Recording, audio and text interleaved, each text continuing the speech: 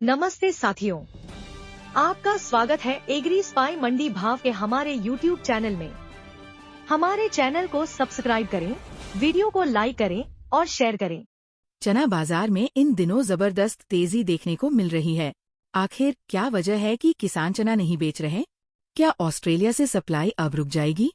और क्यों सरकार की खरीदी उम्मीद से बेहद कम रही है? इस वीडियो में जानिए चना बाजार से जुड़ी हर अहम अपडेट, स्टॉकिस्ट की भूमिका से लेकर वैश्विक ट्रेंड तक। वीडियो देखें और बाजार की दिशा को समझें।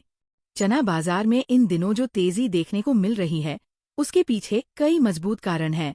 सबसे पहले बात करें देश के अंदरूनी हालात की, तो किसानों के पास जो स्टॉक है, उसे वे कम कीमत में बेचने के लिए तैयार नहीं हैं। इसकी बड़ी वजह ये है कि स्टॉकिस्ट की ओर से लगातार मजबूत मांग बनी हुई है। यही वजह है कि चना का रेट दबने की बजाय ऊपरी स्तरों पर टिके रहने में सफल हो रहा है। अब नजर डालते हैं अंतर्राष्ट्रीय स्थिति पर।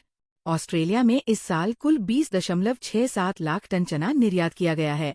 इसमें से अकेले भारत को ही लगभग 73.78% यानी 15.25 लाख टन चना भेजा गया।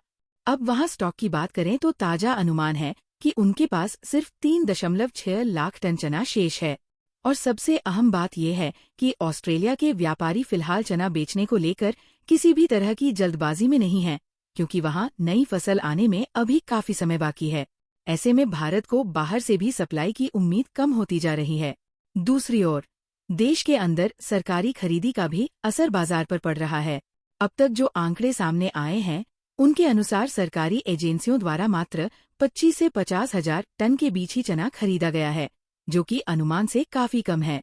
इसका सीधा असर ये हुआ है कि किसानों और व्यापारियों को समर्थन मूल्य पर अधिक खरीदी की उम्मीद टूटती नजर आ रही है, जिससे वे खुले बाजार में बेहतर दाम पाने की कोशिश कर रहे हैं। चना का भविष्य अब पूरी तरह अप्रैल की आवक पर टिका हुआ है। कर्नाटक और महाराष्ट्र जैसे राज्यों से बड़ी मात्रा में चना पहले ही बाजार में आ चुका है।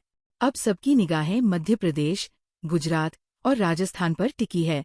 जैसे ही इन राज्यों से चना की मुख्य आवक शुरू होगी, बाजार में स्टॉकिस्ट अपनी रणनीति को अंतिम रूप देंगे और खरीदी का ट्रेंड तय होगा।